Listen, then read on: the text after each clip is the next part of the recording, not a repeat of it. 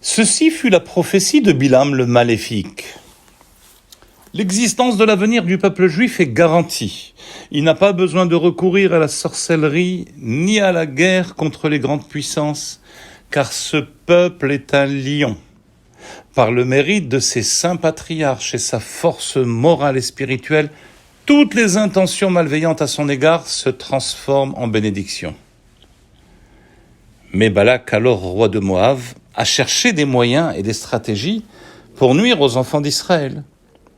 Il était loin d'être stupide. Il savait qu'il ne les atteindrait pas par des moyens ordinaires, car ils étaient protégés par des pouvoirs spirituels surnaturels. Dieu les protège comme par des dômes de fer spirituels, des kippas de barzel et des murailles fortifiées contre quiconque tentera de leur faire du mal. C'est pourquoi Balak essaya de les combattre par des moyens surnaturels. Qu'a-t-il fait ? Il s'est adressé à Bilam. Bilam qui en son temps fut le ponte des prophètes des nations. Lorsque Bilam ouvrait sa bouche, il proférait des malédictions, elles se réalisaient. Bilam fut l'égal de Moshe, mais dans l'impureté.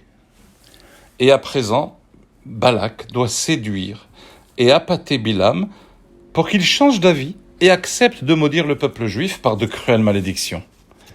Mais soudain, Bilam sent qu'il ne peut pas les maudire. La prophétie et son pouvoir lui sont retirés. Il force alors le retour de son pouvoir maléfique en érigeant 7 autels et en sacrifiant 7 taureaux, forçant ainsi la main de Dieu pour changer d'avis et accepter de lui donner le pouvoir de maudire. Mais Dieu, gardien d'Israël, le força à bénir et non à le maudire. Et comme à cette époque, Bayamim Haem, aujourd'hui encore, Bazman Hazeh, le gardien d'Israël protège notre peuple de toute tentative mal intentionnée de nos ennemis. Par quel mérite Dieu nous protège ?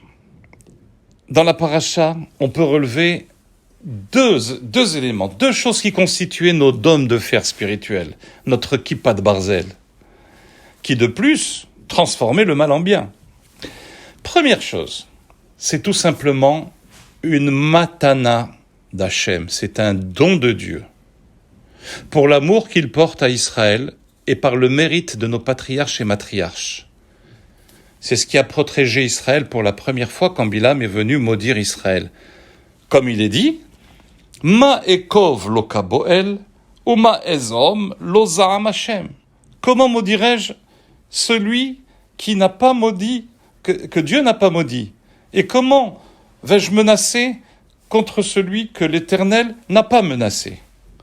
Ki merosh tsuri mer'enu, ou mi gevaot ashurenu. Car du haut des rochers je le vois, et depuis les collines je le contemple. Quels sont ces rochers, ces collines ? Elles font allusion tout simplement aux patriarches, Avraham, Yitzhak et Yaakov, et aux matriarches, Sarah, Rivka, Rachel et Léa. Et puisque nos parents ont été forts, Dieu dit « Je sauverai leurs descendants ».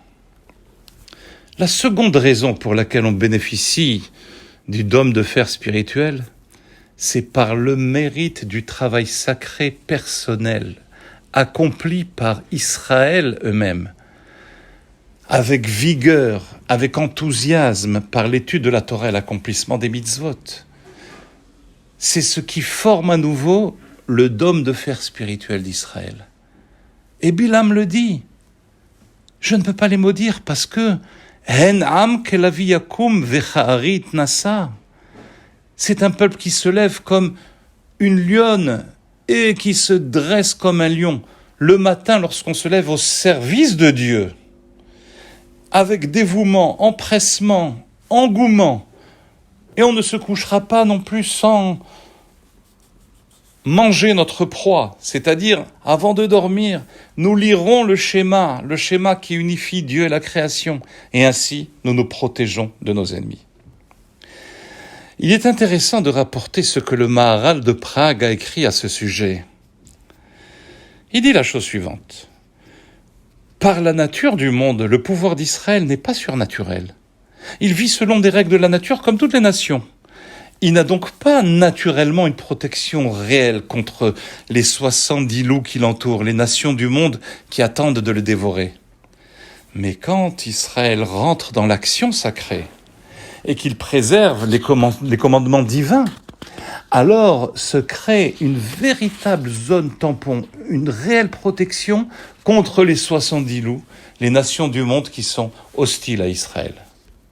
Nous obtenons ce pouvoir supérieur en observant les mitzvot comme une lionne et un lion pour repousser nos ennemis. Nous constatons donc qu'il y a des malédictions et des décrets révoqués d'une part par la puissance de l'amour que Dieu porte à Israël, c'est viscéral, et aux patriarches et aux matriarches, et d'autre part, des malédictions qui sont repoussées par le seul travail autonome des Juifs dans le domaine des bonnes actions et du respect des commandements divins. Les premières bénédictions, le mérite des Avot, des patriarches, ont permis de protéger les Juifs dans le désert contre Balak et Moab et les autres rois par la suite. Tandis que les secondes bénédictions, qui sont le fruit du travail personnel et collectif du peuple juif, ont permis de conquérir la terre et d'y vivre en paix et en sécurité. Et ceci est encore valable et plus vrai que jamais aujourd'hui. Nous avons besoin de kippat barzel spirituel. À part le dôme de fer militaire, on a besoin de la spiritualité, une protection. Alors agissons ainsi, comme des lions, au service de Dieu, pour la paix et la sécurité des Juifs en Israël et dans le monde entier. Shabbat Shalom.